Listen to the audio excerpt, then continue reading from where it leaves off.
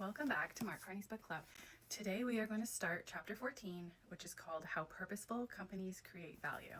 So he's bringing the values-based leadership discussion to organizations, to which he asks, to what extent does stakeholder value maximization ultimately lead to the maximization of returns to shareholders? A divine coincidence of cake and eating? Or should it be recognized and celebrated that by honoring society's values, some of a company's contributions will accrue to stakeholders other than shareholders and to broader society? So he says that purpose is revealed and reinforced during times of disruption. We are currently living through a series of transformations that are far-reaching and disruptive. Everything from new technologies to shifting geopolitics, which are reshaping the nature of global integration. So crisis calls into question both how we value and what our values are. 5 lessons from previous financial crises and their relevancy today is what he's going to go through next. So the first lesson is that crises often have value, or rather misvaluation, at heart. In the instance of the financial crisis, risks were underpriced. The COVID crisis arose as a result of years of undervaluing resilience. When it comes to the climate crisis, we are undervaluing the future, leaving a tragic legacy for future generations. Second lesson is that crises change strategies. COVID caused strategic resets by companies and social resets by countries. To build a better future, we must learn from our current predicament.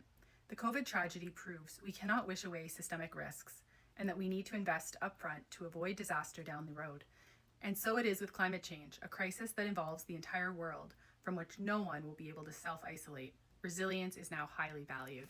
The third lesson is that they catalyze efforts to improve reporting of systemic risks. Fourth is it increases resilience. After all, once a crisis reveals vulnerabilities and exposes fragilities, it is only natural to want to come back stronger.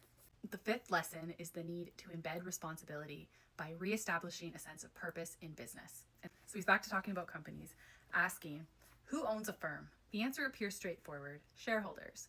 But shareholders are not owners in the classic sense of ownership. They have no rights of possession or use. They have no more right than other customers to the services of the businesses they own. The company's actions are not the shareholders' responsibilities under limited liability. There is an incentive for shareholders to take on greater risk since their downside is limited. They cannot lose more than all of their money under limited liability, but their upside is unlimited. This shift risks other claimants, notably employees and creditors.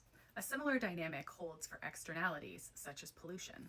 He goes through the history of corporations, saying that they used to be a privilege, not a right, and they were formed for an express purpose. Prior to, and for the most part throughout, the Industrial Revolution, a shareholder bought shares in a corporation with an understanding that the money would be directed towards the corporation's stated purpose, and that returns on their investment would come only after the purpose had been realized. This system did not always guarantee ethical outcomes. Foreign trading corporations like the East India Company and the Hudson Bay Company were far from moral actors, and corruption and bribery often influenced who received corporate charters. But the corporation's purpose did unite all of a corporation's stakeholders behind an explicit larger goal. This changed with the Industrial Revolution, and by the beginning of the 20th century, purpose was not a prerequisite to corporate existence. The focus on public purpose gave way to private interests. It goes through an interesting story from the early 1900s. By 1916, the Ford Motor Company had accumulated a $112 million surplus on its balance sheet, and the shareholders of the company pushed for a special dividend, while Henry Ford wanted to reinvest that money and expand the business. So the shareholders pursued legal action against the company, asking the courts to order that 75% of this surplus be distributed to them. It pitted public aims against private gains and resulted in a judicial verdict on the purpose of a corporation. The Michigan Supreme Court sided with the shareholders, going so far as to conclude that a business corporation is organized and carried on primarily for the profit of the stockholders. The powers of the directors are to be employed for that end. Economists associated with the University of Chicago were principal advocates of shareholder primacy. And part of the appeal of the conception is in its economic simplicity. If corporations have a broad public duty, it is difficult to measure corporate performance quantitatively. If, however, their duty is to maximize shareholder wealth, performance can be better measured and in turn optimized. While shareholder primacy is vital to understanding how the law in the UK and Delaware has been formulated over the past century, it has begun to lose its influence. Companies are realizing that the value of a corporation comes from a comprehensive balancing of a variety of interests and not a narrow-minded focus on share price. This view, often referred to as enlightened shareholder value, holds that shareholder wealth is maximized when other stakeholders are considered and the corporation works with a defined purpose that goes beyond profit. The concept of enlightened shareholder value was central to the reforms of the UK Companies Act in 2006. Duties of the directors are to serve the interests of shareholders first and foremost, but also to have regard to wider interests, including those of employees, customers, suppliers, and the wider community. The precise role of the have regard provision has been left open to interpretation.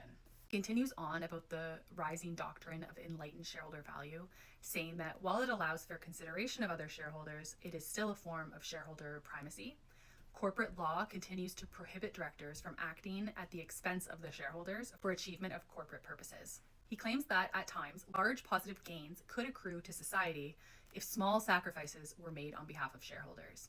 He says, purpose, values, and trust are not natural concepts for economists. We're going to wrap up part 1 there of chapter 14, and we will continue on to part 2 next. So stay tuned for that and let me know what you think.